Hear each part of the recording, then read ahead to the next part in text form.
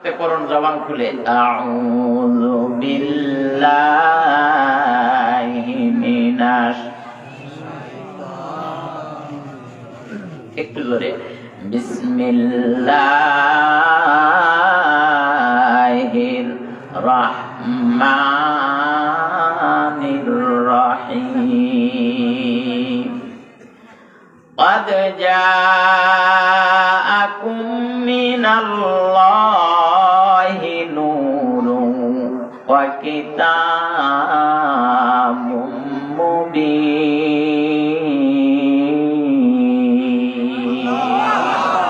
একসঙ্গে বলেন আল্লাহু আকবার।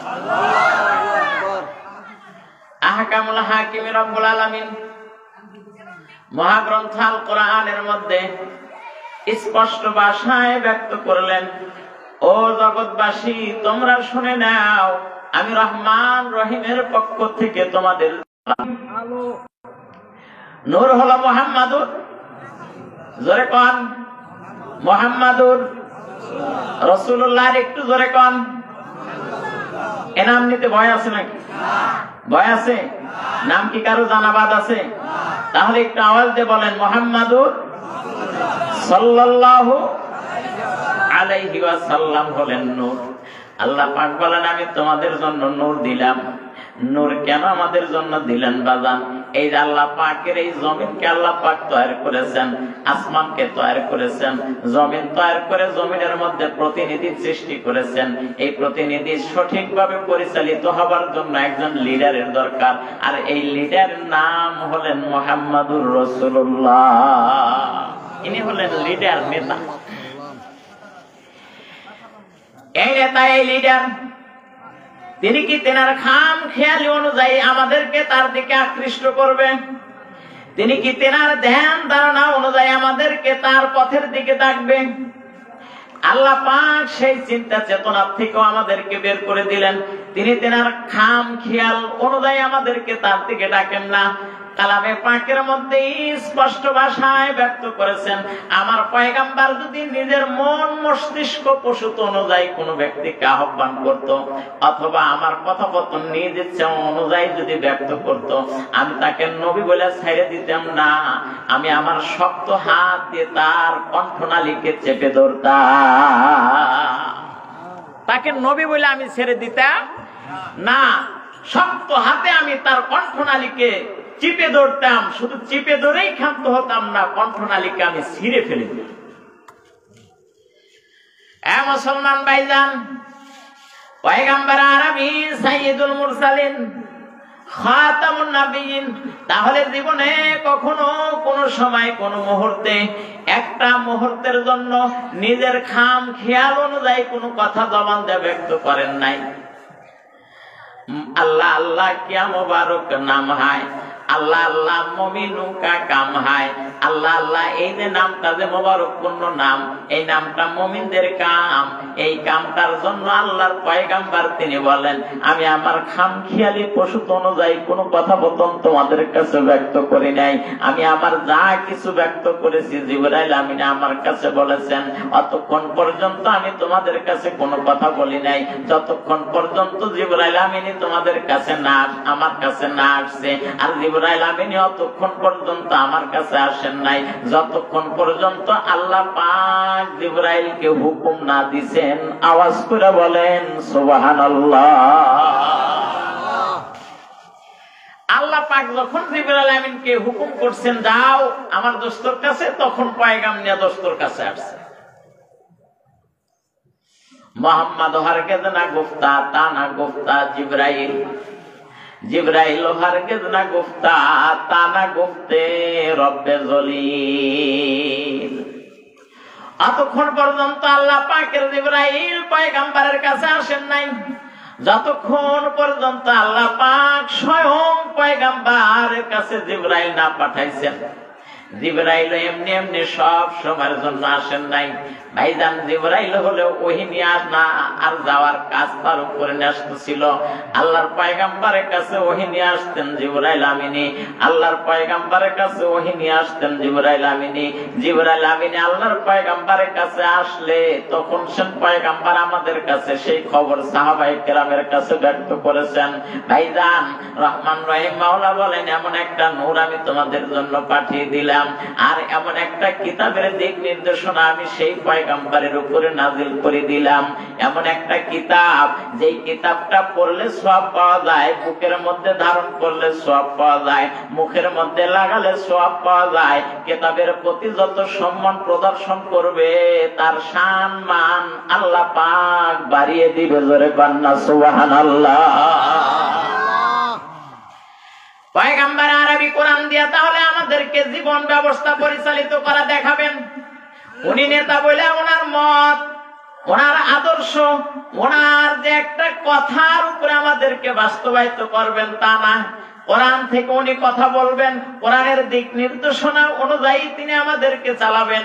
সুতরাং এমন একটা নেতা, যেই নেতা নিজের কথা মতো চলতে বলে না, আল্লাহ পাকের হুকুম নিয়ে চলার কথা ব্যক্ত করেন। আর হুকুম হলো মহাগ্রন্থ আল কোরআন। আল কোরআন নিয়ে যেই মানুষটা নিজের জীবনকে চালাইতে পারবে, এটা আমার কথা নয় বাজান, কোরআন শরীফ স্পষ্ট করে বলেন, আলিফ লাম রা কিতাবুন অনুযায়ী নিজের আদর্শ যখন বাস্তবায়িত করতে থাকবে, রহমান রহিম মাওলা বলেন এই কিতাবের কাজ আর কিতাবের দরুন হলো মানুষদেরকে অন্ধকার থেকে টেনে বের করে আলোর পথে নিয়ে আসবে। আওয়াজ করে বলেন না সুবহানাল্লাহ। এই কোরআন পড়বেন, কোরআন ধরবেন, কোরআনের খেদমতে থাকবেন, মানুষ অন্ধকার থেকে আলোর পথের প্রতীক পাবে, মানুষ গুনাহমুক্ত থেকে বাঁচতে পারবে, মানুষের বদ অভ্যাস দূর হয়ে যাবে, মানুষের খারাপিত্ব দূর হয়ে যাবে, কেবলমাত্র শুধুমাত্র কোরআনের সংস্পর্শে আসার কারণে। ভাইজান এই কোরআন এমন একটা গ্রন্থ, এই কোরআন এমন একটা কিতাব বাজান, দুনিয়ার জিন্দেগিতে যত কিতাব আছে, যত পুস্তক আছে, প্রত্যেক গ্রন্থকার গ্রন্থের শুরুতে অথবা শেষে নিজের দুর্বলতা দিয়ে গ্রন্থ শুরু করে, লেখার কার্যক্রমটা নিজের দুর্বলতা দিয়ে শুরু করে, গর্বের সহিত পুস্তিকা লিখতে থাকে না, বরং দুর্বলতা দিয়ে লেখে।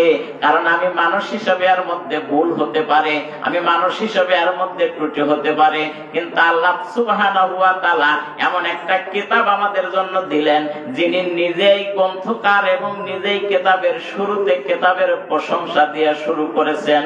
আওয়াজ দিয়ে বলেন সুবহানাল্লাহ। আমার সাথে বলেন আলহামদুলিল্লাহি রাব্বিল আলামিন। মহব্বতে বলেন আলহামদুলিল্লাহি রাব্বিল আলামিন। সমস্ত প্রশংসা আওয়াজ করে বলেন কার? আরো জোরে বলেন কার? সমস্ত প্রশংসা আল্লাহ পাকের। আল্লাহ পাকের প্রশংসা দিয়ে কালামুল্লাহ শরীফ তেলাওয়াত করা শুরু করে দিয়েছেন। মনে মনে চিন্তা করতেছেন, যেই কিতাব আমার আদর্শকে সুন্দর করে, যেই কিতাব আমার রাষ্ট্রকে সুন্দর করে, যেই কিতাব আমার পরিবার পরিজনকে সুন্দর করে, যেই কিতাব আমার স্ত্রী আহাল বাইতদেরকে সুন্দর করে চলা শেখায়, এই কিতাবটা যদি আমি পড়তে থাকি তাহলে কেমন হয়? এই কিতাবের মধ্যে কোনো ভুল আছে কিনা, কোনো ত্রুটি আছে কিনা, কোনো সন্দেহান কোনো কিছু আছে কিনা?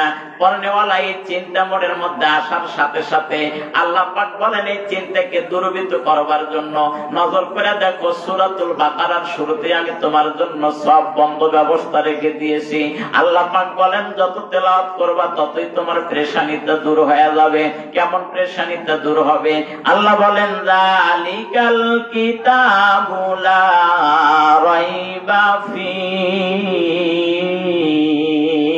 আল্লাহু আকবার। একজন মানুষ যখন কালামুল্লাহ তেলাওয়াত শুরু করবেন, সূরাতুল ফাতিহা শেষ হয়ে গেল, সূরাতুল বাকারা শুরু করলেন। সূরাতুল বাকারার শুরুতে আল্লাহ পাক স্পষ্ট করে জানায় দিয়েছেন, বান্দারে এই যে কোরআন শরীফ তুমি পড়তেছো, এই কোরআনের মধ্যে ভুল থাকা তো দূরের কথা, কোন রকমের সন্দেহানি নাই। জোরে কন্যা সুবহানাল্লাহ। আরো জোরে বলতে হবে সুবহানাল্লাহ। আহকামুল হাকিম রব্বুল আলামিন এইবার বলতেছেন, বান্দারে শোনো, আমি এমন একটা কিতাব দুনিয়ার পাহাড়ের উপরে নাযিল করতে চেয়েছিলাম। পাহাড়কে আমি যেদিন বলেছিলাম, পাহাড় তোমার উপরে আমি আসমানি কিতাব রাখতে চাই, পাহাড় সেদিন থর থর থর থর করে কাঁপতেছিল। কেন কাঁপতেছিল বাজান? কারণ শরীফ শুধুমাত্র একটা কিতাব না, এটার একটা ওজন আছে, এটার একটা ওয়েট আছে। পাহাড় আর্তনাদ করে ব্যক্ত করতেছিল, আল্লাহ আমি পাহাড়ের উপরে যদি তোমার আসমানি কিতাব অবতীর্ণ করো, আমি পাহাড় বরদাস্ত করতে পারবো না, সহ্য করতে পারবো না।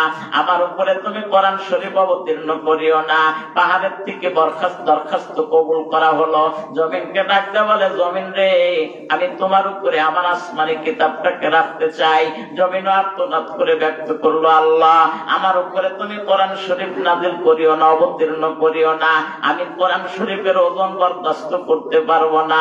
ভাইজান জমিনের উপরে আল্লাহ পাক রাখলেন না, আসমানের উপরে রাখতে চাইলেন, আসমানও বরখাস্ত করলো। আসমানও বলে, আল্লাহ আমার উপরে যদি কোরআন শরীফ রাখা হয় আমি চুরমার হয়ে যাব। অবশেষে বাজান এই কোরআন শরীফটা কেবলমাত্র শুধুমাত্র আমানত হিসাবে মানুষ জাতির উপরে আল্লাহ পাক দিলেন, আর নাযিল করলেন মুহাম্মাদুর রাসূলুল্লাহ, জোরে বলেন সাল্লাল্লাহু আলাইহি ওয়াসাল্লামের উপরে। মুসলমান ভাইজান, এই জায়গার মধ্যে একটা প্রশ্ন হতে পারে, হুজুর এমন একটা কিতাব আসমানের উপরে রাখতে চাইলেন, আসমান তছনছ হয়ে যাবে বলে আর্তনাদ করলো, পাহাড় আর্তনাদ করলো, জমিন আর্তনাদ করলো, মানুষকে আর্তনাদ করলো না? কথা কোন রাখে? মানুষকে আর্তনাদ করলো না? এত দামি এত ভারী বস্তু মানুষ কেমন করে বরদাস্ত করবে? ইনশাআল্লাহ এই প্রশ্নের উত্তর সামনে আপনাদেরকে দেব, একটুখানি আগাইতে থাকি বাজান। রহমান রহিম মাওলা এক নয় দুই নয় বাজান, 27টা বছর পর্যন্ত কখনো একটা সূরা পূর্ণাঙ্গ, কখনো বা এক আয়াত, কখনো বা 2 আয়াত, পর্যায়ক্রমে ধারাবাহিক ভাবে 27 বছর পর্যন্ত মুহাম্মদুর রাসূলুল্লাহর উপরে কোরআন শরীফ নাযিল করলেন।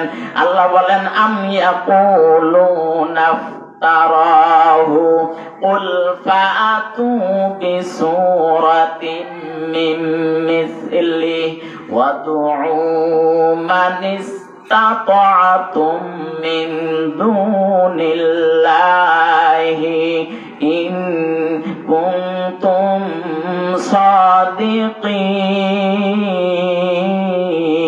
صادقين। الله أكبر বলেন, আরেকটু জোরে বলেন আল্লাহু আকবার। আহকামুল হাকিমিন তার পয়গাম্বারকে ডাকতে বলে, পয়গাম্বার আপনাকে কি ওই সমস্ত মানুষেরা ব্যক্ত করে যে আমি যে কিতাব আসমান থেকে জমিনে আপনার উপরে নাযিল করেছি ওই কিতাবটা মানুষের বানানো? তাহলে আপনি তাদেরকে বলুন, তোমরা যদি তোমাদের যত রকমের সাহায্য আছে সমস্ত সাহায্যকারী মানুষেরা মিলিয়ে এরকম সূরার মতন একটা সূরা বানাও, যদি তোমাদের পক্ষে এটা সম্ভব হয়। ভাইজান রহমান রহিম মাওলা ডাক দেয়া বলতেছেন, যদি তোমাদের পক্ষে সম্ভব হয় এরকম একটা সূরা বানিয়ে নিয়ে আসো। আল্লাহ পাক অপর আয়াতের মধ্যে স্পষ্ট করে জানান, উল্লা ইনজিতামাআতাল ইনসু ওয়াল জিন্নু আলা আইয়াতু বিমিসলি হাযাল ফুরকান। আল্লাহু আকবার বলেন। আহকামুল হাকিম রব্বুল আলামিন ডাক দিয়ে বলেন, পয়গম্বর আপনি বলে দেন, মানুষ যদি মনে করে যে কোরআন মানুষের বানানো কিতাব, মানুষের পক্ষ থেকে বানানো হয়েছে, তাহলে আপনি তাদেরকে জানায় দেন তোমাদের যত রকমের সাহায্যকারীরা আছে, মানুষের সাহায্যকারী জিনদের সাহায্যকারী মানুষ, সমস্ত সাহায্যকারী মিলিয়ে সূরাতুল বাকারার মতন সূরা না, সূরাতুল আল ইমরানের মতন সূরা না, সূরাতুন নিসার মতন সূরা তোমাদেরকে বানাইতে হবে না, ছোট্ট একটা সূরা বানায়া নিয়ে আসো যদি তোমাদের পক্ষে সম্ভব হয়। আপনারা আওয়াজ করে বলেন তো, এটা কি কোনোদিন সম্ভব হতে পারে? আর একটু জোরে বলেন সম্ভব হতে পারে? আল্লাহ এই কথাও ক্লিয়ার করে দিলেন, লা ইয়াতুনা বিমিসলিহি ওয়ালাউ কানা বা'দুহুম লিবা'দিন যাহিরা। যদি এর ক্ষেত্রে যদি মানুষরা সাহায্য জিনদেরকে করে আর জিনেরা সাহায্য যদি মানুষদেরকে করে, জিন আর মানুষ মিলিয়েও আল্লাহর কোরআনের মতন সূরা বানানো সম্ভব নয়। সূরাতুল বাকারার মতন বড় সূরা না, ছোট্ট সূরাটাও বানাইতে পারবে না। এটা আল্লাহ পাক ঘোষণা করেন, ওয়া ইন কুনতুম ফি রাইবিন মিম্মা নাযালনা আলা আবদিনা ফাআতু বিসূরাতিন মিন মিসলিহি ওয়াদউ শুহাদাআকুম মিন দুনিল্লাহি ইন কুনতুম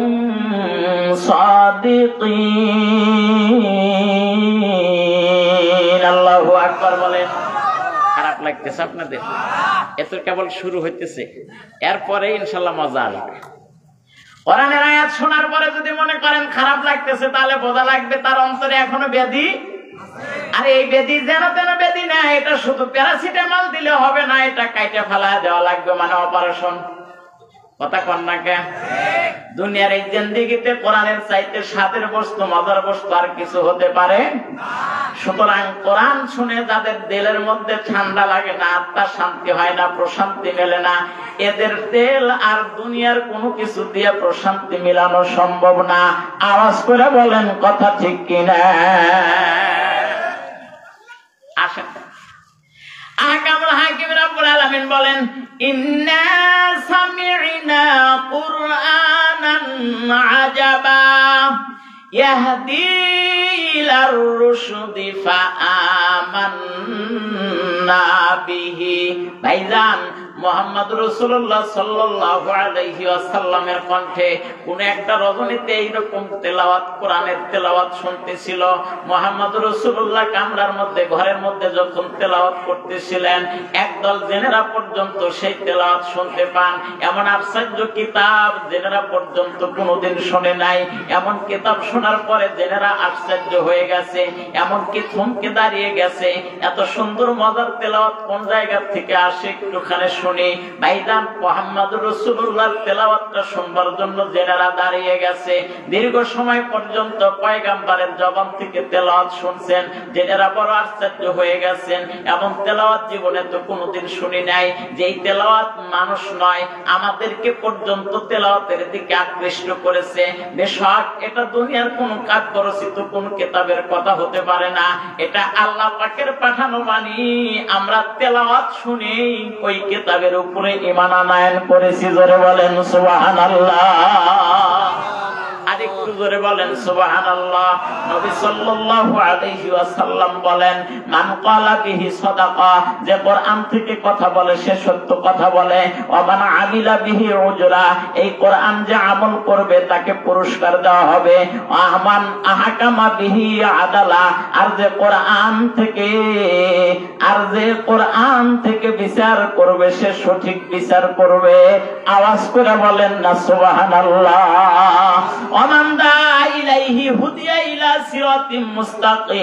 আর যে কোরআনের দিকে যে দাওয়াত দেয় সেই কেবলমাত্র শুধুমাত্র সঠিক দাওয়াত দেয়। আওয়াজ করে বলেন না সুবহানাল্লাহ। মুসলমান ভাই, এইবার মনে মনে চিন্তা হতে পারে, এই কিতাব যেহেতু এত দামি, এই কিতাবের নাম যেহেতু এত, এই কিতাবের দাম যেহেতু এত, এই কোরআন মানলে এত শান্তি হয়, তাহলে প্রশ্ন তো একটা আসে, কোরআনকে কে বানালো, এই কোরআনকে কে সৃষ্টি করলো, এই কোরআনকে কে তৈরি করলো? এই প্রশ্ন যদি আপনি মানুষ হয় কোরআনকে করেন, এই কোরআনের এই প্রশ্নের জবাব এটা জাকারে হুজুর দিবে না, এটা কোরআন শরীফ নিজেই তার জবাব দিবে। জোরে কন্না সুবহানাল্লাহ। আল্লাহ পাকের কোরআন জবাব দেয়, তানজিলাম মিম্মান খালাকাল আরদা ওয়াস সামাওয়াতিল উলা। আল্লাহু আকবার বলেন। আল্লাহ আল্লাহর কোরআন জবাব দেয়, শোনো এই কোরআন কার কাছ থেকে এসেছেন? আল আরদ, যিনি জমিন তৈরি করেছেন, ওয়াস সামাওয়াত, যিনি আসমান তৈরি করেছেন, ওই মালিকই কেবলমাত্র শুধুমাত্র আমি কোরআনকে নাজিল করেছেন। আওয়াজ করে বলেন সুবহানাল্লাহ। আর একটু জোরে বলা লাগবে, আরো জোরে বলা লাগবে। হ্যাঁ মুসলমান ভাইজান আমার, বাবাজিরা আমার, এইবার যদি আপনি কোরআন শরীফকে জিজ্ঞাসা করেন, কোরআন শরীফ বুঝলাম তোমাকে আল্লাহ পাক সৃষ্টি করেছেন, আল্লাহ পাক বানাইছেন, আল্লাহ পাক তৈরি করেছেন, কিন্তু তুমি ছিলা কোথায়, তোমার বাড়ি কোথায়, তোমার বাসা কোথায়?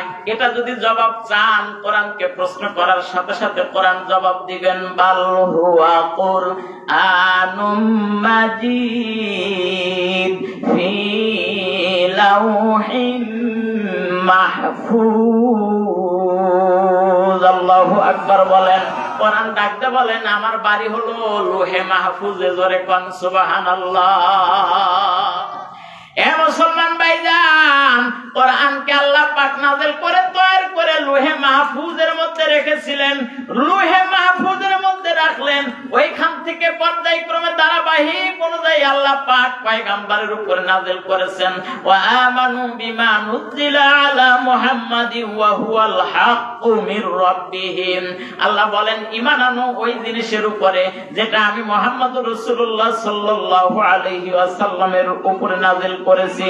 অপর আয়াতের মধ্যে বলেন তাবারাকাল্লাযী নাযালাল ফুরকানা আলা আবদিহি লিয়াকুনা লিল আলামিনা নাযীরা। কত মহান তিনি, যিনি তার এক বান্দার উপরে ফুরকান নামক কিতাব নাযিল করেছেন। জোরে বলেন সুবহানাল্লাহ। এ মুসলমান ভাইজান, চিন্তা হচ্ছে এইবার বুঝলাম কোরআনের বাড়ি লোহে মাহফুজে নাযিল করার কথা ব্যক্ত করেছে। ভাইজান, এই কিতাবটা মুহাম্মদুর রাসূলুল্লাহ সাল্লাল্লাহু আলাইহি ওয়াসাল্লামের উপরে নাযিল হয়েছে, কিন্তু কিতাবটা কখন এসেছে জমিনের মধ্যে, অবতীর্ণ করা হয়েছে কখন? এই প্রশ্ন যদি করেন, কোরআন স্পষ্ট ভাষায় জবাব দিবে, শাহরু রমাদানাল্লাযী উনজিলা ফীহিল কুরআন। এই কোরআন নাযিল করা হয়েছে রমজান মাসে। জোরে কন্না সুবহানাল্লাহ। আর একটু জোরে কন্না সুবহানাল্লাহ। কোরআন রমজান মাসে নাযিল করা হয়েছে। আপনি যদি জিজ্ঞাসা করেন, বুঝলাম কোরআন রমজান মাসে নাযিল করা হয়েছে, এটা দিনে করা হয়েছে না রাত্রিতে নাযিল করা হয়েছে? এই প্রশ্ন কোরআনকে করলে কোরআন জবাব দিয়ে দিবেন, ইন্না আনজালনাহু ফি লাইলাতিল কদর। আল্লাহু আকবার বলেন। আল্লাহ বলেন আমি এই কোরআনকে লাইলাতুল কদর রজনীতে নাযিল করেছি। জোরে কন্না সুবহানাল্লাহ। কোরআনকে যদি ডাকতে বলেন, কোরআন বুঝলাম তোমাকে লাইলাতুল কদরের রজনীতে নাযিল করা হয়েছে, কিন্তু তোমার উদ্দেশ্যটা কি, তোমার মিশনটা কি, তোমার কাজটা কি? কোরআন এইবার জবাব দিবে, লিতুখরিজান নাসা মিনাল যুলুমাতি ইলান নূর। কোরআন বলে আমার মিশন হচ্ছে, কাজ হচ্ছে মানুষদেরকে অন্ধকার থেকে বের করে আলোর পথে নিয়ে আসা। জোরে বলেন সুবহানাল্লাহ। এবার মানুষেরা ডাকতে বলে, বুঝলাম তোমার কাজ হলো আমাদেরকে অন্ধকার থেকে আলোর পথে নিয়ে আসা। তোমাকে যদি আমরা মানি তাহলে আমাদের লাভ হবে কি? কথা কন না, রাগ করতেছে? তোমাকে যদি আমরা মানি আমাদের লাভ হবে কি? আল্লাহর কোরআন এইবার জবাব দেয়, লাভ হবে কি এটা জেনে নাও। ফামান তাবিআ হুদায়া ফালা খাউফুন আলাইহিম ওয়ালা হুম ইয়াহজানুন। আল্লাহু আকবার বলেন। আমাকে যদি তোমরা মানতে পারো, আমাকে দিয়ে যদি তোমার জীবনকে সাজাইতে পারো, তাহলে তোমার কোনো দুঃখ থাকবে না, ভাবনা থাকবে না। সকল দুঃখ সকল ভাবনা আমি আল্লাহ পাক দূর করে দেব। জোরে কন্না সুবহানাল্লাহ। বলে খালি কি এইটাই তোমাকে মানলে লাভ হবে, আর কি কোনো লাভ হবে না? বলে হ্যাঁ, এছাড়াও আরো লাভ আছে। কি লাভ? ওয়ানাজ্জালনা আলাইকাল কিতাবা তিবয়ানান লিকুল্লি শাইইন ওয়া হুদাও ওয়া রাহমাতাও وبشرى للمسلمين আল্লাহু আকবার বলেন। রহমান রহিম মাওলা ডাকতে বলেন, বান্দারে যদি এই কোরআন দিয়ে তোমরা জীবনকে সাজাইতে পারো, শুধু দুনিয়ার জিন্দেগিতেই তোমাদের লাভ নয়, আল্লাহ বলেন দুনিয়া এবং আখিরাতে উভয় জাহানেই তোমাদের জন্য কল্যাণ রাখা হয়েছে। জোরে বলেন সুবহানাল্লাহ, আর একটু জোরে বলেন সুবহানাল্লাহ। এই মুসলমান ভাইজান, তাহলে এই আলোচনার থেকে আমি আপনাদেরকে বোঝাইতে চাইছিলাম, এই মহাগ্রন্থ আল কোরআনটা কে নাজিল করেছেন? আল্লাহ। কার উপরে নাজিল করেছেন? কাদের জন্য নাজিল করা হয়েছে? এ মুসলমান ভাইজান, সেই নবী আর ধরাধামে আসবেন না, তিনি তো বিদায় হয়ে চলে গেছেন। তার স্থলাভিষিক্ত আলেমে দ্বীন উলামায়ে কেরামদের কথা ব্যক্ত করা হয়েছে। নবী আমার কেমন পয়গম্বর ছিলেন বাজান, ছোট্ট করে একটা কথা আপনাদের সামনে জানিয়ে যাই, খুব ভালো করে বুঝবার জন্য চেষ্টা করবেন রে মুসলমান। সাইয়্যিদুল মুরসালিন খাতামুন নাবিয়্যিন, তেনার একজন সাহাবী ছিল হযরত বেলাল, একেবারে কালো কুচ্ছির একজন মুয়াজ্জিন। ভাইজান, চেহারাটা ভালো ছিল না, কিন্তু অন্তরটা ছিল অত্যন্ত ফর্সা, অন্তরটা ছিল ভালো, এমন ভালো ছিল বাজান, আল্লাহ পাকের সাথে সরাসরি তার সম্পর্ক কায়েম হয়েছিল। কেমন সম্পর্ক তিনার কায়েম হয়েছিল? বেলাল যদি আযান না দিত, পূর্ব দিগন্তে সূর্য উদিত হতো না। আওয়াজ করে বলেন না সুবহানাল্লাহ। এই বেলাল একদিন আযান দিচ্ছেন, আযান চলতেছে বাজান, এমন সময় এমন একটা মুহূর্তে মাঠের মধ্যে কিছু ছোট্ট সন্তানেরা, 5 জন মতান্তরে 10 জন, এই 5 জন মতান্তরে 10 জন সমবয়স্ক সন্তানেরা বেলালের আযানের সাথে সাথে ওনারাও আযান দিচ্ছে। এটা হলো ব্যঙ্গ সুরে, হয় না এরকম অনেক সময়? ব্যঙ্গ সুরে আযান দিচ্ছে, আর মাঝামাঝি একটা জায়গা থেকে ওই ছোট্ট সন্তানদের আযানগুলা সাইয়্যিদুল মুরসালিন খাতামুন নাবিয়্যিন শুনতেছেন আর মুস্কি মুস্কি হাসতেছেন। বেলালের আযানের সাথে ব্যঙ্গ সুরে ওই বাচ্চারা আযান দিচ্ছেন। আযান যখন বেলাল শেষ করে দিলেন, নবী আমার ওই বাচ্চাদেরকে সম্বোধন করে ডাক দিলেন, এই সন্তানেরা তোমরা এদিকে আসো। পয়গম্বর ডাক দিছেন, সব সন্তানেরা বেগে দূরে পালাইয়া গেছে। পয়গম্বর ডাক দিচ্ছেন, এখানে আবার সাইজ করতে পারে না, কি বলেন? সুতরাং তার কাছে আসে নাই, কিন্তু একটা সন্তান ওই জায়গার মধ্যে দাঁড়ায় আছে। আয় বাবা, তুই আমার কাছে আয়, তোর কোনো ভয় নাই, তুই আমার কাছে আয়, আমি তোর কাছ থেকে কিছু কথোপকথন শুনি। ছোট্ট সন্তান থরথর করে কাঁপতেছে। একটা সময় পয়গম্বরের সামনে এসে হাজির হয়ে গেছে। পয়গম্বর এমন পয়গম্বর, ওই ছোট্ট সন্তানকে ধমক দিলেন না, মাথার মধ্যে চেনহের হাত ভুলাইয়া দিয়ে বলেন, কি ব্যক্ত করতেছিলে একটুখানি জবান দিয়ে ব্যক্ত করো। ছোট্ট সন্তান বলতে চায় না। কেন বলবে বাজান? আগের বার তো বলেছে ব্যঙ্গ সুরে, এখন যদি সেরকম করে বলতে নেই তাহলে তো এ আমারে আবার সাইজ করতে পারে। বাচ্চা জানে না যে এই মায়ের নবী, দয়ার নবী, ইনি অযথা কাউরে কষ্ট দেয় না। আওয়াজ করে বলেন সুবহানাল্লাহ।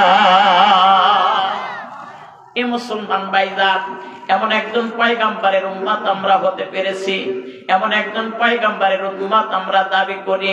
এই পয়গম্বরের কথোপকথন গুলা জীবনে বাস্তবায়িত করা দরকার ছিল, আমরা করতে পারি না, করার চেষ্টাটা পর্যন্ত করি না। ছোট্ট সন্তানকে ডাক দে, বলে বাবা তুমি কি বলতেছিলে, ওই বাক্যগুলো আবার বলো। ডাকতে বলে হুজুর আমি বাক্যগুলো বলতে পারি না। বলে তখন না বলতেছিলে? বলে বলতেছিলাম, এখন আর বলতে পারি না। বলে একটুখানি চেষ্টা করে দেখো। বলে চেষ্টা করে আমি বলতে পারবো না। কেন বলতে পারবে না? কারণ আমি তো মুসলমানের ঘরের সন্তান নয়, আমার বাপ দাদা সব হলো অমুসলিম। আমি যদি এই বাক্যগুলো জবান দিয়ে ব্যক্ত করতে থাকি, তাহলে আমার পড়শিরা, আমার অভিভাবকেরা যদি শুনতে পায়, তাহলে আমারে আর আস্থা রাখবে না, দুনিয়ার থেকে আমারে বিদায় করে দিবে। এ মুসলমান ভাই, পয়গম্বর ডাকতে বলে এত ভয় কেন তোমার অন্তরের মধ্যে? ভয় যদি এত খাও, তাহলে জবান থেকে কেন এমন কথা ব্যক্ত করতেছিলে? আমি তোমার থেকে সেই কথোপকথনটা শুনতে চাই, একটুখানি আওয়াজ দিয়ে ব্যক্ত করো। এইবার সন্তান আওয়াজ দিয়ে বলার ইচ্ছা পোষণ করলেও আওয়াজ দিতে পারছে না, মৃদু সুরে আল্লাহু আকবার আল্লাহু আকবারের ধ্বনিটা শোনায়া দিচ্ছেন। তার সাথে যারা 8-9 জন লোক ছিল, বাচ্চা ছিল, ওনারা দূরের থেকে এই দৃশ্যটা দেখতেছে। এত সময় পর্যন্ত নবীর সাহাবী বেলাল আযান দিয়েছে, এখন তো আমাদের বন্ধু মহল থেকে আযানের ধ্বনি উঠতেছে। আজকে আমাদের জীবন আর রক্ষা হবে না, আমাদেরকে দুনিয়া থেকে বিদায় করে দেবে। এর নবীর উম্মতের দল, নবীর প্রতি মহব্বত যদি এসে যায় এমনি করে চলে আসে। কখন চলে আসে, কিভাবে চলে আসে কেউ বুঝতে পারে না। আল্লাহর পয়গম্বর বলে, তোমারে আমি মারবো না, তোমারে আমি ধমক পর্যন্ত দেব না, একটুখানি তুমি আওয়াজ দিয়ে ব্যক্ত করতে থাকো। এ মুসলমান ভাই, আল্লাহর পয়গম্বরের কথা রাখার জন্য যখন ছোট্ট বাচ্চাটা আযান শুরু করে দিয়েছে, বাজান শুরু থেকে শেষ পর্যন্ত যখন আযান শোনায় দিল, আল্লাহর পয়গম্বর ছোট্ট বাচ্চার চেহারার দিকে নজর করে দেখে। এই ছোট্ট বাচ্চার দুটি চোখ থেকে গাল বেয়ে বেয়ে পানির ফোঁটাগুলো পড়তেছে। আল্লাহর নবী আর বরদাস্ত করতে পারলেন না। বাচ্চারে, তোমারে আযান দিতে বললাম, কিন্তু তোমার চোখ থেকে কেন ধর ধর করে পানির ফোঁটা পড়ে? ছোট্ট সন্তান আর কথা বলতে পারে না। একটা সময় ডাকতে বলে, হুজুর, আমরা আপনার নামটা পর্যন্ত শুনেছি, আপনি যে মানব জাতির পয়গম্বর সেটা আমরা জানি, আপনি যে দুনিয়ার মধ্যে পয়গম্বরের আদর্শ নিয়ে আল্লাহ পাঠাইছেন সেটা শুনেছি, কিন্তু আমাদের কিছু করণীয় নাই। আমার বাবাই হলো মুসলিম, দাদাই হলো মুসলিম, আমরা যদি এই কথোপকথন আওয়াজ দিয়ে ব্যক্ত করি আমাদেরকে আর আস্থা রাখবে না। কিন্তু হুজুর, একটা কথা আপনার কাছে জানা যায়, আমরা যখন আপনার সাহাবীর মুখ থেকে কথোপকথনটা শুনতেছিলাম, আমাদের অন্তরের মতন তীরের মতো বিদ্ধ হইতেছিল। আওয়াজ করে বলেন সুবহানাল্লাহ। এ মুসলমান ভাইজান, রাতভর বয়ানের কোন দরকার পড়ে না। যে মানুষটা হেদায়েত পাইবে অল্প কথার মধ্যে হেদায়েত পেয়ে যায়, এই মানুষটা আল্লাহর গোলামে পরিণত হবে অল্প কথার মধ্যে আল্লাহর গোলামে পরিণত হতে পারে। ভাইজান, ছোট্ট সন্তানটা যখন আল্লাহ পাকের বরত্ব মহত্ব যখন আযানের বাক্যগুলো প্রকাশ করতেছিল, চোখ থেকে ধরধর করে পানির ফোঁটা পড়তেছিল, নবী আমার ডাকতে বলে, কেন কান্না করতেছিলে একটুখানি বলো। ছোট্ট সন্তান বলে, হুজুর, কেন কান্না করতেছিলাম এটা আমি বলতে পারবো না, তবে চোখ দিয়ে যে পানি বের হয়েছে এটা মিথ্যা নয়, এটা সত্য। তবে আমার দিল সাক্ষী দেয়, আমি যে বরত্ব, যে মহত্ব, যে আজমতের বাক্যগুলো আমি তেলাওয়াত করতেছিলাম, এটা দুনিয়াবি কোনো মানুষের প্রশংসার ধ্বনি নয়, এটা বেশক আমার আল্লাহ তাআলার প্রশংসার ধ্বনি। আওয়াজ করে বলেন একবার সুবহানাল্লাহ। যুবক ভাইজানেরা আমার, বাবাজিরা আমার, তারা এখন পর্যন্ত মাহফিলের মধ্যে বসার রাখা হয় নাই, যাদের তকদিরটা পর্যন্ত এখনো মাহফিলের মধ্যে নিয়ে আসতে পারে নাই, ওই মানুষগুলো হলো সব চাইতে কপাল পোড়া মানুষ। মাহফিলের মধ্যে আসবে, আসার কথা বলতে ইচ্ছা পোষণ করেই তো বাসার থেকে বের হয়েছ, কিন্তু কোন ধ্যানে খেয়ালের মধ্যে পড়ে মাহফিলের প্যান্ডেল থেকে তুমি বাইরে হয়ে গেলে। যুবক রে, হতে পারে এই মাহফিলটা তোমার জীবনের শেষ মাহফিল, হতে পারে এই বসাটা তোমার জীবনের শেষ বসা। তোমার বয়সের কত যুবক তো কবরের বাসিন্দা হয়ে গেছে, তুমি কি নজর করে দেখো না? একই সঙ্গে তো রাস্তার মধ্যে চলেছ, চাষতলের মধ্যে সময় পার করেছ, রাস্তাঘাটের মধ্যে আড্ডা দিয়েছ, আজকে তোমার বন্ধু কবর জগতের মধ্যে ঘুমায় আসো। যুবক রে, তোমাকেও তো একটা মুহূর্ত কবরের ডাকে সাড়া দিয়ে চলে যাওয়া লাগবে। কেন তোমার মূল্যবান সময়কে তুমি অযথা নষ্ট করে দিচ্ছ? এই সময়ের জন্য তুমি একটা সময় আফসোস করতে থাকবে, একটা সময় অনুতাপ করতে থাকবে, হায় রে, আমার জীবনের গুরুত্বপূর্ণ সময়টাকে আমি হেলাই খেলাই নষ্ট করে দিয়েছি বাজান। নবীর সাহাবী হযরত ওমর আফসোস করে বলতেন, আমি যদি ওমর না হয় দুনিয়ার জিন্দেগির কোন ঘাস হইতাম, তাহলে পর জিন্দেগিতে আমার আর কোন হিসাব দেওয়া লাগতো না। নবীর সাহাবী আবু বকর চোখের পানি ছেড়ে দিয়ে দিয়ে কান্না করতেন, আমি আবু বকর যদি সাহাবী না হইয়া আল্লাহর জমিনের কোন ঘাস হইতাম, দিতাম, কোন মাখলুক আমার খায় ফেলতো, আল্লাহর দরবারে দাঁড়ায় দাঁড়ায় আমার কোন হিসাব দেওয়া লাগতো না। যুবক রে, আল্লাহর দরবারে দাঁড়ায় হিসাব দেওয়া এটা কোন কথা নয় বাজান। দুনিয়ার একজন বাদশার সামনে দাঁড়াইলে গলার পানি শুকিয়ে যায়, কণ্ঠনালীটা শুকিয়ে আসে, এর সামনে কি ব্যক্ত করব, কি বলবো? যিনি রাজা ধীরাজ আল্লাহ, তার সামনেই তো তোমাকে একটা সময় দাঁড়ায় থাকা লাগবে। এই দাঁড়ানোর সময় তোমার বন্ধু তোমার সহযোগী হবে না, তোমার বাবা তোমার সহযোগী হবে না, তোমার আত্মীয়টা পর্যন্ত তোমার কোনো সহযোগী হবে না। একা একা তোমার ওই জায়গার মধ্যে দাঁড়ায় থাকা লাগবে রে যুবক। কত সময় পর্যন্ত দাঁড়ায় থাকবা? আল্লাহ তোমার পারমিশন না দেওয়া পর্যন্ত বসতে পারবা না। ওই দিনকেই তো তোমার সব খবর মালিকের সামনে হয়ে যাব। ভাবতেছ আমার খবর কেমন করে বের হবে?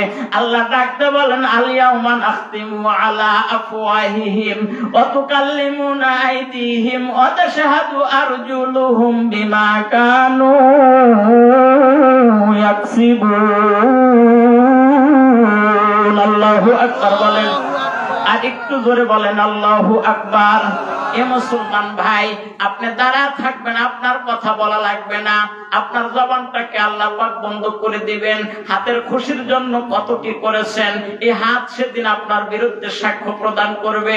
পায়ের খুশির জন্য আপনি কত কিছু করেছেন, পা সেদিন আল্লাহ পাকের সামনে দাঁড়ায় কথা বলবে। প্রত্যেকটা অঙ্গ প্রত্যঙ্গই সেদিন মালিকের সামনে দাঁড়ায় কথা বলবে।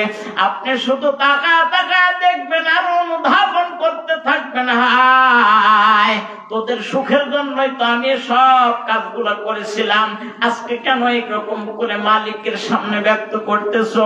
আমি যদি আগে জানতাম মালিকের সামনে তোমরা আমার বিরুদ্ধে সাক্ষ্য প্রদান করবে, তাহলে তোমাদের খুশির জন্য, মনোরঞ্জনের জন্য আমি গুনাহের কাজের ভিতরে লিপ্ত হইতাম না। আমার শত দুঃখ হইলেও আমি আমার আল্লাহকে সন্তুষ্ট করে কবরে আসতাম। জোরে বলেন না সুবহানাল্লাহ। এই মুকালির বাগানেরা রে,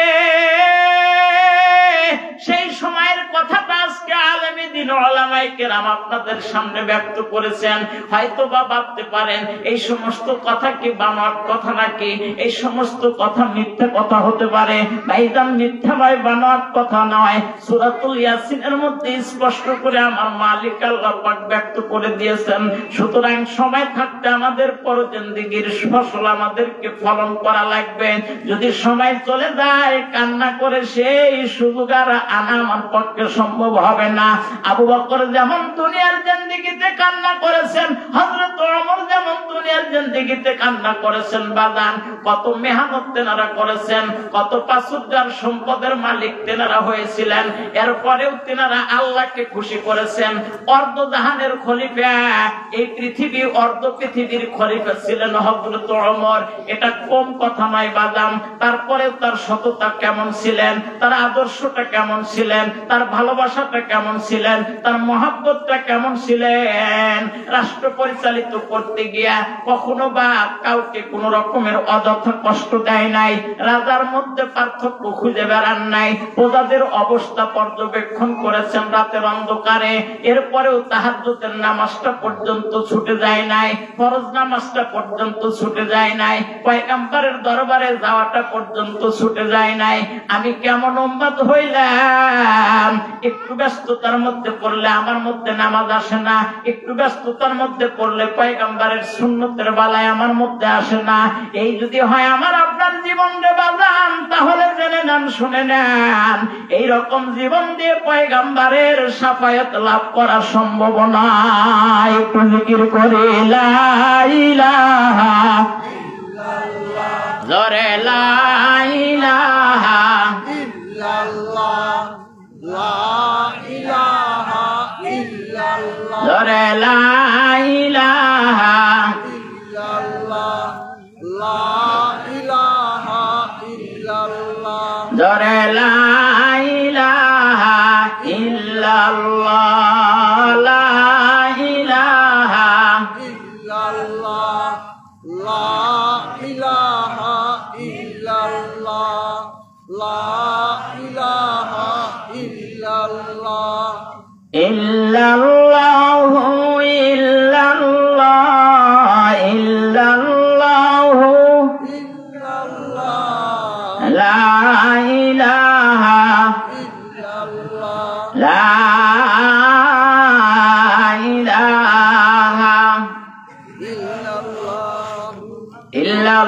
ইল্লাল্লাহু মুহাম্মাদুর রাসূলুল্লাহ।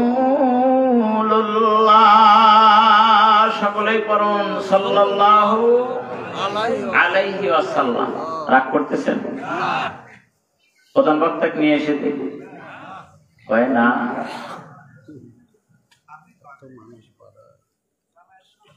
অনেক লোক পাড়ায়, এরপরেও এই অবস্থা। যা হোক, এখন তাও একটু পরিবেশ সুন্দর হয়েছে, নাকি বললেন?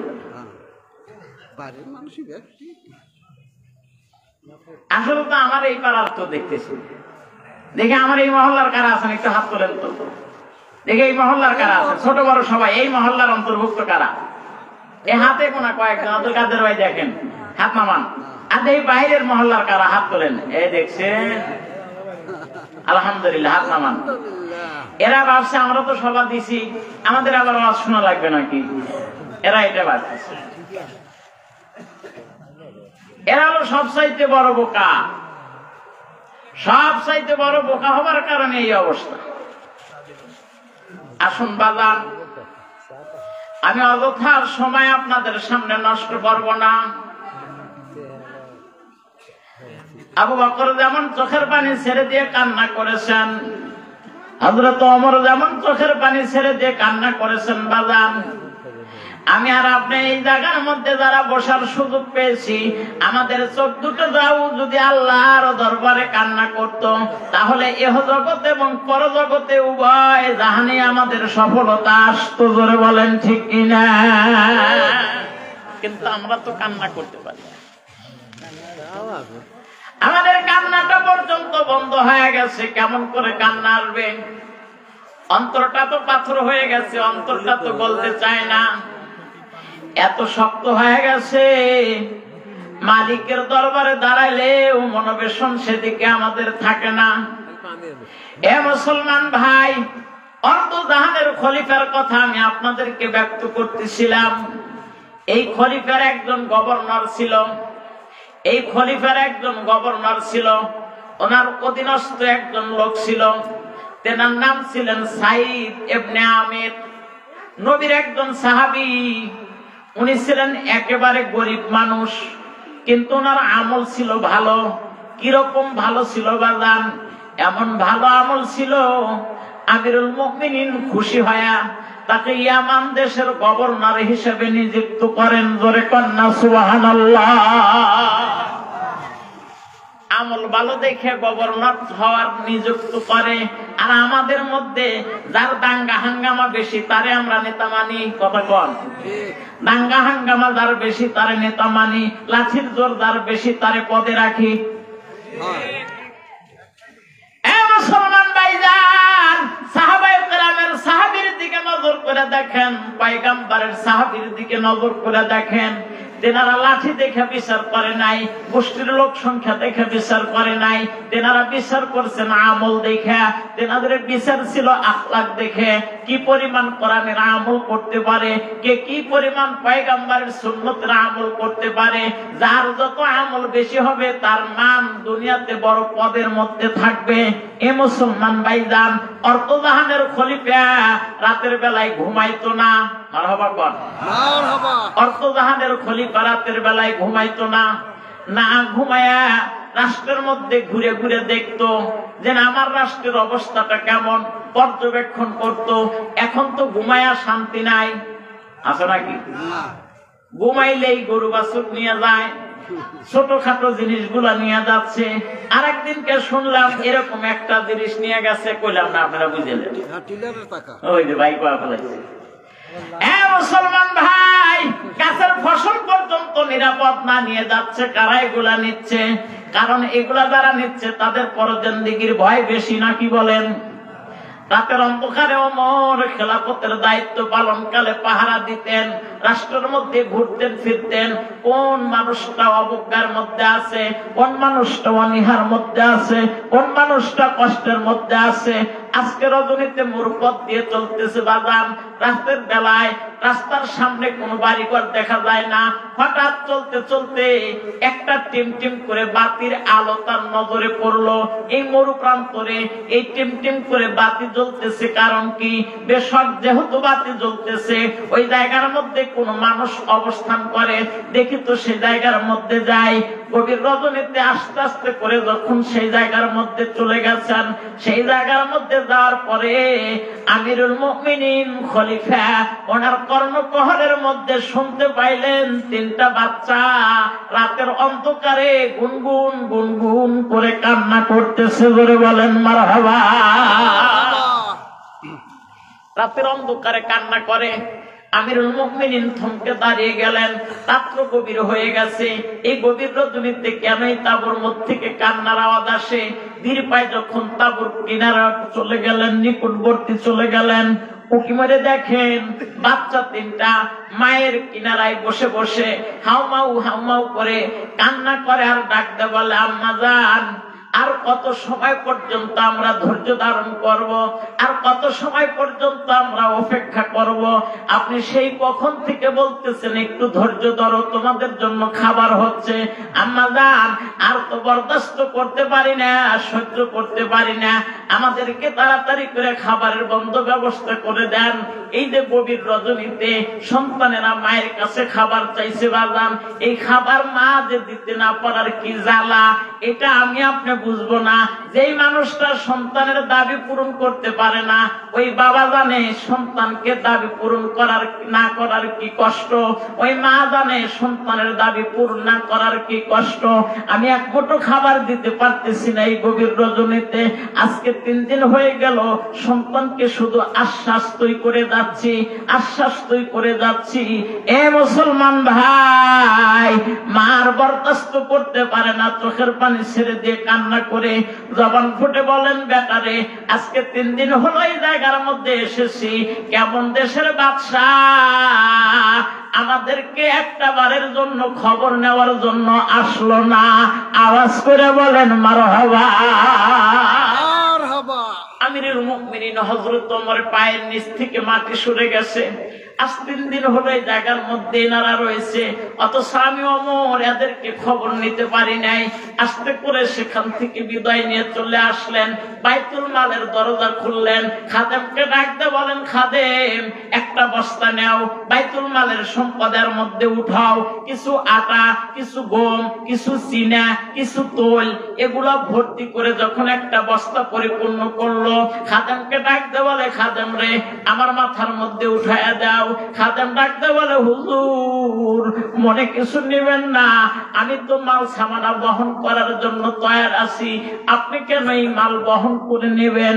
ওমর ডাকতে বলে, খাদেম রে, আমি যেই দৃশ্য দেখে এসেছি, এইটা যদি আমি না নিয়ে যাই, পরজিন্দেগিতে আমি ওমরকে আসামির কাঠগড়ায় দাঁড় করতে হবে। এ মুসলমান ভাইজান, আমার মাথার মধ্যে উঠায়া দাও। খাদেম যখন ওমরের মাথার মধ্যে বস্তাটা উঠায়া দিয়েছে, বস্তা নিয়ে আগে আগে ওমর যান, পিছনে পিছনে দৌড়াইয়া খাদেম যান। রাতের অন্ধকারে যখন তাঁবুর নিকটবর্তী হয়ে গেছেন, ডাকতে বলে, মা, গভীর রজনীতে খাবারের বন্ধ ব্যবস্থা নিয়ে এসেছি, তাড়াতাড়ি করে ময়দাগুলো গোলান। ওমর নিজে হাতে সেটা সাহায্য করলেন, তার কাজের সহযোগিতা করলেন। কিন্তু বর্তমান সময় স্বামীরা যদি স্ত্রীদের কাজে সহযোগী করে, কয় গেছে, কথা কন না কে, কয় এটা গেছে, এটা বিক্রি হয়ে গেছে, এটা বেড়া হয়ে গেছে, কথা কন না কে। মুসলমান ভাইজান, স্ত্রীর কাজে স্বামী সহযোগিতা করবে, স্বামীর কাজে স্ত্রী সহযোগিতা করবে, এটার মধ্যে রহমত আছে, বরকত আছে, কল্যাণ আছে। এটা না করাটাই হলো খারাপ, করাটা ভালো। কিন্তু আমরা এটা মেনে নিতে পারি? হ্যাঁ, আমাদের একটা ভাব না থাকলে স্বামী হওয়া যায় নাকি? আমাদের একটা ভাব আছে না, যেরকম আছে না একটা ভাব, একটা ভাব আছে এরকম। এ মুসলমান ভাইজান, এই যে সন্তানদের খাবার, তাঁবুর মধ্যে গিয়ে ওই মায়ের সাথে সহযোগিতা করে বাদশাহ খাবার পরিবেশন তৈরি করে রেডি করলেন। রেডি করে রুটি যখন হয়ে গেল, আমিরুল মুমিনিন হযরত ওমর ডাক দিয়ে বলে, বাচ্চাদেরকে উঠায়া দেন। বাচ্চাদেরকে জাগায় দেওয়া হলো। বাচ্চাদেরকে নিয়ে আমিরুল মুমিনিন হযরত ওমর রুটিগুলো ছিঁড়া ছিঁড়া যখন তরকারি বা হালুয়া দিয়ে যখন মুখের মধ্যে দিচ্ছে, বাচ্চারা চিবায় চিবায় খাচ্ছে। আর আমিরুল মুমিনিন হযরত ওমরের ঠোঁট থেকে মুস্কি হাসি ফুটে উঠছে, জোরে কান্না সুবহানাল্লাহ। খাবার যখন শেষ হয়ে গেছে, তাবুর ভেতরে মা ডাকতে বলে, যুবক রে, তুমি কে? তোমার পরিচয় আমি জানি না, তবে আমাদের দেশের বাদশাহ হযরত ওমরের কথা শুনেছি। আমি মা বলে যাই, আমার দেশের বাদশাহ ওমর না হয়ে যদি তোমার মতন যুবক বাদশাহ হইতো, তাহলে আমাদের মতন মানুষের দুঃখ দূর হয়ে যাইতো, জোরে কান্না সুবহানাল্লাহ। কার কাছে বলে বাজান?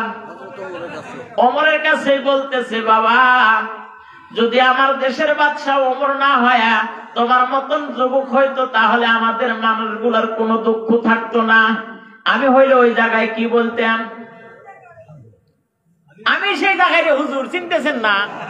কথা কন নাকে? আমি তো সেই। ওমর কিছু বললেন না, আস্তে করে সেখান থেকে বিদায় নিয়ে আসলেন। আসার সময় ডাকতে বলে, মা, আগামীকাল দরবারে যাবেন, বাদশার দরবারে। আমি সেখানে থাকবো, আপনার যা প্রয়োজন আমি প্রয়োজন মিটানোর চেষ্টা করবো, জোরে কান্না মারহাবা। এ মুসলমান ভাইজান, আরো একটা ঘটনা আপনাদেরকে শোনায়া যায়। বাজান রাগ করতেছেন? আরো একটা ঘটনা আপনাদেরকে শোনায়া যায়। জগৎ বিখ্যাত একজন আলেম আব্দুল্লাহ ইবনে মুবারক রাহমাতুল্লাহি আলাইহি, জগৎ বিখ্যাত একজন আলেম। এনার একজন সন্তান আছে, ছোট্ট সন্তান, গ্রামের ভিতর দিয়ে চলতেছে। হঠাৎ নজর করে দেখে পাশের বাড়িতে গোশত রান্না করতেছে। কি রান্না? গোশত রান্না করতেছে। ডাকতে বলে, এই গোশত আমি এখান থেকে খাবো, তারপরে যাবো। আছে না কিছু বাচ্চা এরকম, গোশত না খায় এখান থেকে যাব না। ওনার রান্না বান্নার সমাপন হয়ে গেছে, ওনার বাচ্চাদেরকে গোশত দিয়ে খাইতে দিচ্ছে, কিন্তু আব্দুল্লাহ ইবনে মুবারক রাহমাতুল্লাহি আলাইহি এনার সন্তানকে গোশত দিয়ে খাইতে দিচ্ছে। ডাকতে বলে, আমারে দেন, আমিও খাবো। বলে, না, তোমার জন্য এটা না, তোমার জন্য। যখন বারবার আবদার করার পরে যখন সেখান থেকে নিরাশ হয়ে বাসার মধ্যে কান্না করতে করতে চলে এসেছে, বাবার সামনে এসে কান্না করে। আব্দুল্লাহ ইবনে মুবারক রাহিমাহুমুল্লাহ ডাকতে বলে, বেটারে কেন কান্না করো, কি হয়েছে? বলে, পাশের বাড়ি গোশত রান্না করছে, চাইছি তা দেয় নাই, এই দুঃখে কান্না করতেছি। বলে, আমার কথা বলো নাই? বলছে, হ্যাঁ বলছি, এই জন্য আরো দেয় নাই।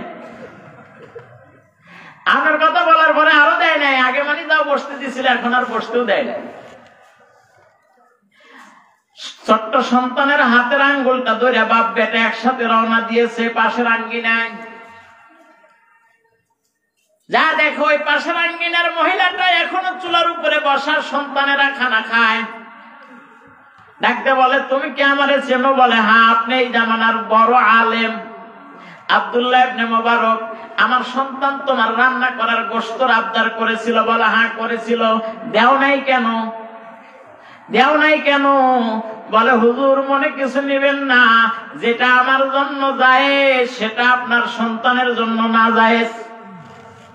যেটা আমার জন্য আপনার সন্তানের জন্য। বড় আলেমের কাছে ফতোয়া দিতেছে, যেটা আমার জন্য জায়েজ আপনার জন্য সেটা না জায়েজ। আমি না জায়েজ মনে করে আপনার সন্তানকে আমি খাবার দেই? কেমন করে না জায়েজ হয় আমারে বুঝাও। তুমি যেটা খাও, তুমিও মানুষ, আমিও মানুষ। তোমার পার্শ্ববর্তী একজন মানুষ, তুমি খাইতে পারলে আমার সন্তান কেন খাইতে পারবে না? আমি খাইতে পারলে তুমি কেন খাইতে পারবা না? এ মুসলমান ভাইজান, মহিলাটা ডাকতে বলে, হুজুর আমি একেবারে গরিব মানুষ, আজ বিগত কয়েক বছর হয়ে গেল আমার স্বামী দুনিয়ার থেকে বিদায় হয়ে চলে গেছে। আমি একজন বিধবা স্ত্রী, আমার 2 জন মতান্তরে 3 জন ছোট্ট ছোট্ট ছেলে মেয়ে আছে। এরা তো আজকে 3 দিন হয়ে গেল অনাহারে দিন পার করতেছে, এদের খাবার দিতে পারি না, মানুষের কাছে আমি রোজগার করে এদের খাবার ভরণ পোষণের সক্ষমতা অর্জন করতে পারি না, কিন্তু সন্তানদেরকে তো খানা দেওয়াই লাগবে, কেমন করে তাদের খানাটা আমি পূর্ণ করে দেব? আমি যখন কাজের উদ্দেশ্য বের হই, মাঠের মধ্যে কোথাও কাজ না পায়, কোন মানুষের মধ্যে কোনো কাজ না পেয়ে পরিশেষে সন্তানদের খোদার কথা চিন্তা করে মাঝখান থেকে রাস্তার মাঝখানে মরা একটা গাদা পড়েছিল, ওইটা আমি গোপনে গোপনে ওই গাদার একটা অংশ থেকে গোস্ত খসায় গোস্ত ছিঁড়ে আমি নিয়ে এসেছি। হুজুর,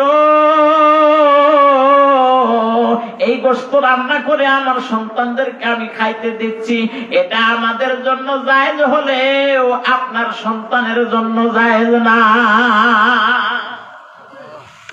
এ মুসলমান ভাইজান, আব্দুল্লাহ ইবনে মুবারক সন্তানকে হাত ধরে বাসার মধ্যে নিয়ে আসলেন, আয় বেটায়, এই গোস্ত আমার তোমার খাওয়া চলবে না। বর্তমান সময়ে আমরা কি এই তাহাকিক করি? কতক্ষণ তাহাকিক আছে নাকি? এই সময় আমরা তাহাকিক করি না। আব্দুল্লাহ ইবনে মুবারক রাহিমাহুমুল্লাহ এবারও ইচ্ছা পোষণ করেছিলেন উমরা উদ্দেশ্যে মক্কা মদিনায় যাবে, যেটা নফল হজ। কি হজ? নফল হজ। উমরা হলো নফল হজ। এই উমরার উদ্দেশ্যে আব্দুল্লাহ ইবনে মুবারক যাবেন বলে ইচ্ছা পোষণ করেছিলেন।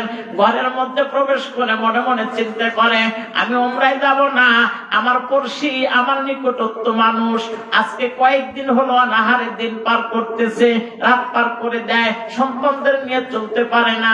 এই উমরায় যাওয়ার যত খরচ, সম্পূর্ণ খরচটা আমি ওই গরিব মানুষের হাতের মধ্যে উঠায় দেব। আওয়াজ করে বলেন মারহাবা। এ মুসলমান ভাইজান, আব্দুল্লাহ ইবনে মুবারক রাহিমাহুমুল্লাহ যখন এই টাকাগুলো একটা পটলার মধ্যে করে নিয়ে ওই পরিবার পরিজনের আঙ্গিনার মধ্যে গিয়ে হাজির হয়ে গেছে, ডাকতে বলে, আল্লাহর বান্দি, তুমি যে কষ্টের কথা আমারে শুনাইছো, আমি বাসার মধ্যে গিয়ে স্থির থাকতে পারি নাই। আমি হজে যাইতে চেয়েছিলাম, হজে যাব না। আমি নফল হজ আর করব না। নফল হজের সম্পূর্ণ টাকাটা আমি আপনার হাতের মধ্যে উঠায় দিলাম, আপনি এই টাকাগুলা নেন, আপনার প্রয়োজন সারেন। আব্দুল্লাহ ইবনে মুবারক রাহিমাহুমুল্লাহর হাতের থেকে টাকার পটলাটা আল্লাহর বান্দির হাতের মধ্যে যখন নিলেন, আল্লাহর বান্দি হাতের মধ্যে নিয়ে সন্তানদেরকে নিয়ে আকাশের দিকে দুখানা হাত উত্তোলন করে দোয়া করলেন, আল্লাহ, আব্দুল্লাহ ইবনে মুবারক রাহিমাহুমুল্লাহ আমার দুনিয়ার জিন্দেগির কষ্ট দূর করে দিয়েছে। আল্লাহ, তুমি আব্দুল্লাহ ইবনে মুবারক রাহিমাহুমুল্লাহ কে মক্কা মদিনার মুসাফির হিসাবে কবুল করো, বলেন আমিন।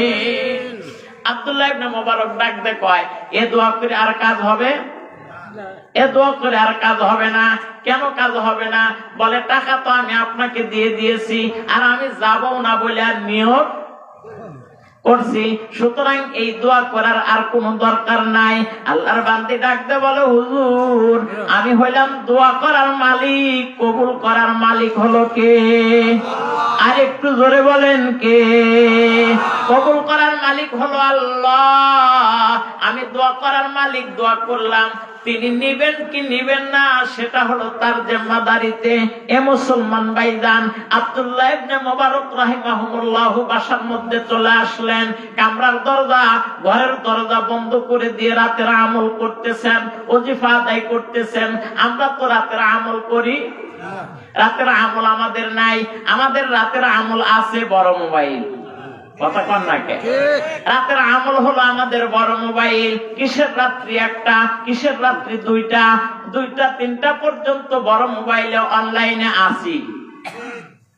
এটা হলো রাতের বেলার আমল বাজান, কিন্তু এটা রাতের আমল আমার আপনার কাছে হইলেও তদনীন্তন সময় মুরব্বিয়ানে কেরাম যুবকদের জন্য এই আমল ছিল না বাজান। রাতের অন্ধকারে মালিকের সাথে তারা কথোপকথন ব্যক্ত করত, মুসাল্লার মধ্যে তারা কালামে পাকের তেলাওয়াতে রত থাকতো, এই জবানটার মধ্যে কালামে পাকের তেলাওয়াতে সিক্ত করে রাখতো। কি মজা তারা পাইতো, ওই মজার এখন আমরা পাই না। কেমন করে পাবো বাজান? আমাদের আমল আখলাক তো সঠিক পন্থায় হয় না। আমাদের খাদ্যের মধ্যে ভেজাল, আমাদের পোশাক পরিচ্ছেদের মধ্যে ভেজাল, আমাদের সমাজের মধ্যে ভেজাল, গ্রামের মধ্যে ভেজাল, পরিবার পরিজনের মধ্যে ভেজাল, নিজের মধ্যেই শুধু ভেজাল নাই, তাও আছে, নিজের মধ্যেও ভেজাল আছে। যেই কারণে তো মজা আমাদের মধ্যে আসে না। এ মুসলমান ভাই, আব্দুল্লাহ ইবনে মুবারক রাহিমাহুমুল্লাহর কাফেলা মক্কা মদিনায় গেছে হজের উমরার উদ্দেশ্যে। প্রত্যেকটা উমরার হুকুম আহকাম করতেছে, পালন করতেছে, সব জায়গার যে কাজ সেই কাজগুলো করতেছে। হাজী সাহেবরা ভালো করে বুঝতে পারতেছেন যেই জায়গার মধ্যে যেই কাজ ওই কাজগুলো করেন। আর আব্দুল্লাহ ইবনে মুবারক রাহিমাহুমুল্লাহ বাসার মধ্যে কাঁদতেছেন, চোখের পানি ছেড়ে দিয়ে দিয়ে হজের আহকামগুলো পুরোপুরি বাস্তবায়ন করে। যখন কাফেলার লোক নির্দিষ্ট সময়ে যখন বাসার মধ্যে চলে এসেছে, নিজের গন্তব্যস্থানে চলে এসেছে, এইবার আব্দুল্লাহ ইবনে মুবারকের সাথে তার বন্ধুরা দেখা করতে এসেছে। ভাইজান, আপনি ব্যক্ত করেছিলেন উমরাতে আপনি যাবেন না, মক্কা মদিনার মুসাফির হবেন না, কিন্তু আপনি তো গেছেন সে জায়গায়, আমাদেরকে রেখে আপনি সব কাজগুলো বাস্তবায়ন করেছেন। আব্দুল্লাহ ইবনে মুবারক চোখের মধ্যে পানি রাখতে পারে না। শোনো, আমি আব্দুল্লাহ ইবনে মুবারক তোমাদের কাছে এমনি বলি নাই, আমি সত্য সত্য বলছি। আজ কয়েকটা দিন এই কামরার মধ্যে আমি অবস্থান করতেছি, আমি বাসার থেকে বেরি হই নাই। তোমরা কেমন করে বলো আমি মক্কায় গিয়েছিলাম? বলে আমি দেখেছি তুমি মক্কায় গিয়েছিলে। জোরে কন্যা মারহাবা, আরো জোরে বলেন মারহাবা। আব্দুল্লাহ ইবনে মুবারককে ডাকতে বলে আমরা দেখেছি তুমি মক্কায় গিয়েছিলে, আমরা নজর করে দেখেছি তুমি মক্কায় গিয়েছিলে। আব্দুল্লাহ ইবনে মুবারক তাদের সাথে আর কথোপকথনে লিপ্ত না হয়ে সরাসরি সিজদার মধ্যে পড়ে গেলেন, ডাক দিলেন আল্লাহ, তুমি জানো আমি মক্কায় গিয়েছিলাম কি যাই নাই? কে জানে? আরেকটু জোরে বলেন, কে জানে? তুমি জানো মক্কায় আমি গিয়েছিলাম কি যাইনি? এটা দুনিয়ার কেউ না জানলে তুমি জানো, কিন্তু আমার সফর সাথী যারা আছে, আমার বন্ধু বান্ধব যারা আছে, এনারা আমাকে মক্কা মদিনায় দেখেছে। কেমন করে দেখলো আমার বুঝে আসে না। এ মুসলমান ভাই, এই যে আব্দুল্লাহ ইবনে মুবারক রাহিমাহুমুল্লাহ সিজদার মধ্যে পড়ে গেছে, আব্দুল্লাহ ইবনে মুবারকের সিজদা আর আমার আপনার সিজদার আসমান আর জমিন পার্থক্য। আব্দুল্লাহ ইবনে মুবারক সিজদার মধ্যে চলে গেছেন, সিজদার মধ্যে গিয়াই আল্লাহ পাকের সাথে কথোপকথন চলতেছে। একটা সময় একটা মুহূর্তে বাজান সিজদারত অবস্থার মধ্যে কামরার মধ্যে সাইয়্যিদুল মুরসালিন খাতামুন নবিয়্যিন তার নবুয়তি হাতটা মাথার মধ্যে ভুলাইতেছেন। আওয়াজ করে বলেন সুবহানাল্লাহ, আর জোরে বলেন সুবহানাল্লাহ। এ মুসলমান ভাইজান, আব্দুল্লাহ ইবনে মুবারক রাহিমাহুমুল্লাহ সিজদা থেকে মাথা উত্তোলন করলেন, ঘরটাকে শুকরানে পরিপূর্ণ হয়ে গেছে। আব্দুল্লাহ ইবনে মুবারক আশ্চর্য হয়ে গেছে, এই শুকরান কোন জায়গা থেকে আসলো? নজর করে দেখেন আমার সামনে ছোট্ট একটা পোটলা পড়ে আছে। জোরে কন্যা মারহাবা, আরো জোরে বলেন মারহাবা। আব্দুল্লাহ ইবনে মুবারক রাহিমাহুমুল্লাহ নিজের ইবাদত থেকে ফারিগ হয়ে পোটলাটা হাতের মধ্যে নিয়ে চোখের পানি ছেড়ে দিয়ে কান্না করে। এই পোটলা কোন জায়গা থেকে আসলো? কে এই পোটলা দিল? কার কাছ থেকে পোটলা আসলো? কামরার ভিতর থেকে এত সুন্দর গ্রাম কেমনে বের হয়? এটা দুনিয়ার কোনো গ্রাম নয়, এটা জান্নাতি শুকরান বের হয়। পয়গম্বরেরা যেখানে অবস্থান করেন বাজান, 1 নয় 2 নয় 40 দিন পর্যন্ত ওই জায়গা থেকে নবুয়তি শুকরান বইতে থাকে। আওয়াজ করে বলেন সুবহানাল্লাহ, আর জোরে বলেন সুবহানাল্লাহ। আব্দুল্লাহ ইবনে মুবারক রাহিমাহুমুল্লাহ পোটলাটা পোটলাটা যখন উন্মোচিত করলেন, যখন খুললেন, খুলে দেখেন পোটলার মধ্যে একটা চিরকুটি দেখা যায়। চিরকুটির মধ্যে লেখা রয়েছে, আব্দুল্লাহ ইবনে মুবারক, তুমি যদিও মক্কায় যাওনি, কিন্তু তুমি যে আমল করেছো এটা আল্লাহ পাকের কাছে বড় পছন্দনীয় হয়ে গেছে, আল্লাহ পাকের কাছে এটা বড় দামি হয়ে গেছে। তোমার দানটাকে আল্লাহ পাক কবুলিয়াতের মাকামে পৌঁছে দিয়েছে। এত ত্যাগ করেছো তুমি, যেটা আল্লাহ বড় সন্তুষ্ট হয়ে গেছে।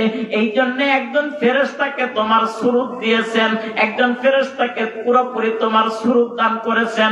আব্দুল্লাহ ইবনে মুবারক, তুমি হজ করো নাই, তুমি উমরা পালন করো নাই, কিন্তু তোমার সুরুত দেনেওয়ালা একজন ফেরেশতা তোমার বন্ধুদের সামনে উমরার সমস্ত কাজগুলো করেছে। আওয়াজ করে বলেন সুবহানাল্লাহ। এ মুসলমান ভাই, আমরা গরিব মানুষ, আমাদের টাকা নাই, পয়সা নাই। আমার বামে ভাইজান বসা, ডানের মধ্যে হাজী সাহেব আমার চাচা বসা। এনারা বারংবার মক্কা মদিনায় যায়, তওয়াফ করেন, নবীর রওজার পাশে চোখের পানি ছেড়ে দিয়ে কান্না করেন, আজাবালে রহমতে কান্না করেন, মারওয়ায় কান্না করেন, মুজদালিফায় কান্না করেন। প্রত্যেকটা জায়গার মধ্যে চোখের পানি ছেড়ে কান্না করেন। শুধু কান্নাই করেন না, চোখ দুটো দিয়ে দিয়ে সেটা দেখতেও পারেন। বাজান, আমাদের তো টাকা নাই, পয়সা নাই, আমাদের তো সম্পদ নাই, কিন্তু মনের মধ্যে তো বড় আশা, বড় আকাঙ্ক্ষা, আমরাও তো মদিনার মুসাফির হতে চাই। আল্লাহর পয়গাম্বার সেই উদ্দেশ্য করে দুইটা আমলের কথা ব্যক্ত করেছেন। উম্মতের বেটা বেটিরা রে, যাদের টাকা নাই, পয়সা নাই, দুনিয়ার জিন্দেগিতে যদি দুইটা আমল যদি করতে পারো, তাহলে মরণের আগ মুহূর্তে হলেও আমি পয়গাম্বারের জিয়ারত তোমাদের নসিব হবে। আওয়াজ করে বলেন সুবহানাল্লাহ।